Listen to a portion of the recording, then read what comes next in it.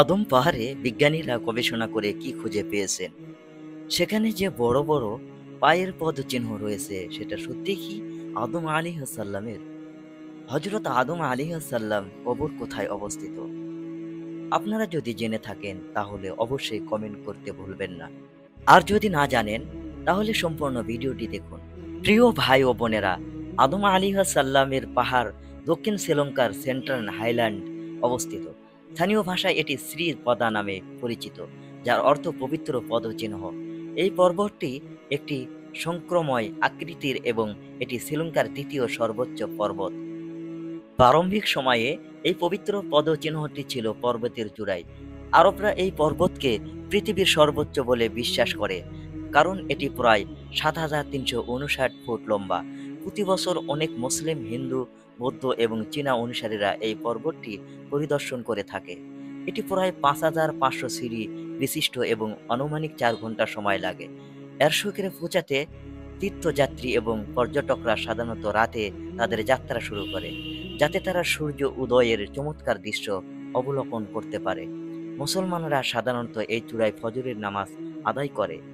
এই চূড়ায় একটি বড় পায়ের চিহ্ন আছে। বিশ্বের বিভিন্ন ধর্ম এই পদচিহ্নটি তাদের নিজস্ব ঐতিহ্যের সাথে সম্পৃক্ত করে। যেমন বৌদ্ধরা বিশ্বাস করে এটি বিদ্যুর পদচিহ্ন, হিন্দুরা বিশ্বাস করে এটি শিবের পদচিহ্ন, আর খ্রিস্টানরা তাদের প্রীত সেন্ট থমাসের সাথে এই পদচিহ্নটি সম্পৃক্ত করে। আর আমরা মুসলমান হিসাবে বিশ্বাস করি এই পদচিহ্নটি হজরত আদম আলাইহিসসালাম যখন তিনি প্রথম পৃথিবীতে অবতরণ করেন। পায়ের চিহ্নটি একটি গর্তের মতো, যা ৬৭ ইঞ্চি লম্বা এবং ১৮ ইঞ্চি চওড়া, যা মানুষের পায়ের চিহ্নের সাথে এর অসাধারণ সাদৃশ্য রয়েছে। এবার আসি সেই বিখ্যাত শিকড় সম্পর্কে। যাই হোক, তবে এটি কার পায়ের চিহ্ন সে সম্পর্কে কোনো সত্য প্রমাণ নেই, কিন্তু বিজ্ঞানীরা বিশ্বাস করেন যে পদচিহ্নটি একটি দীর্ঘ উচ্চতার মানুষের। সহিহ বুখারী একটি হাদিস অনুযায়ী আবু হুরায়রা রাদিয়াল্লাহু থেকে বর্ণিত যে আদম আলাইহিসসালামকে সৃষ্টি করা হয়েছে ৭ হাত লম্বা, যা প্রায় ৩০ মিটার, এবং জান্নাতি মুসলমানদের আকৃতি আদম আলাইহিসসালামের মতোই হবে। এই হাদিসটি স্পষ্টভাবে বলে হযরত আদম আলাইহিসসালাম অনেক লম্বা ছিলেন এবং তার পায়ের চিহ্ন আর আদম পাহাড়ের চূড়ায় পাওয়া সেই চিহ্ন সমান হওয়ার কথা। মহান আল্লাহ কোরআনে বলেন, যারা ঈমান এনেছে তাদের জন্য অসংখ্য নির্দেশনা রয়েছে। তাই এটি নিশ্চিতভাবে বলা যায় এটা আমাদের আদম আলাইহিসসালামের পায়ের চিহ্ন। আল্লাহ তাআলা আদম আলাইহিসসালামকে ব্যস্ত থেকে পৃথিবীর প্রেরণ করেছিলেন। এই পদচিহ্নটি হয়েছিল কিছু বর্ণনা অনুযায়ী। হযরত আদম আলাইহিসসালাম প্রায় ১,০০০ বছর জীবিত ছিলেন। যখন তার মৃত্যুর স্বপ্ন কেটে, তখন তিনি খুবই অসুস্থ ছিলেন। তখন তিনি জান্নাতের ফল অনুসন্ধান করার জন্য তার সন্তানদের পাঠিয়েছিলেন।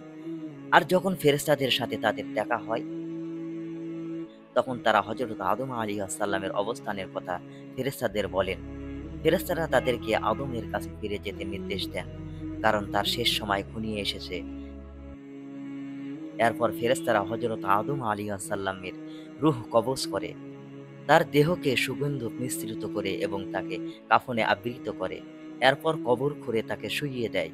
এরপর ফেরেশতারা আদম আলাইহিসসালাম এর জন্য দোয়া করলেন এবং তার সন্তানদের উদ্দেশ্য করে বললেন, হে আদম সন্তান, মৃত্যুর পর এটাই তোমাদের জন্য কাফন ও দাফনের রীতি।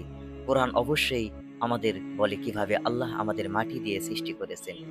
আল্লাহ আমাদের চিন্তা করার এবং শেখার ক্ষমতা দিয়েছেন।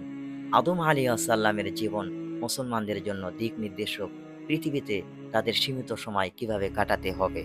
হযরত আদম আলাইহিসসালামের কবর কোথায় আছে তা স্পষ্টভাবে প্রমাণ মেলেনি, তবে এই ব্যাপারে ৩টি ভিন্ন মতামত পাওয়া যায়। কেউ বলেন তার কবর ভারতে, কেউ বলেন মক্কায়, আবার কেউ কেউ বলেন জেরুজালেমে।